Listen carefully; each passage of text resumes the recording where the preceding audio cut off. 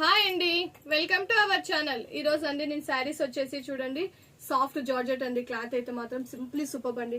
చూడండి ఒకసారి వేర్ చేస్తే ఎంత హైలైట్ గా ఉందో అండి. అసలు కలర్ అంతా మనకు రెడ్ కలర్ అండి. మనకు చూడండి రెడ్ మీద వచ్చేసి మనకి ఇలా ఫ్లవర్స్ ఇచ్చారండి.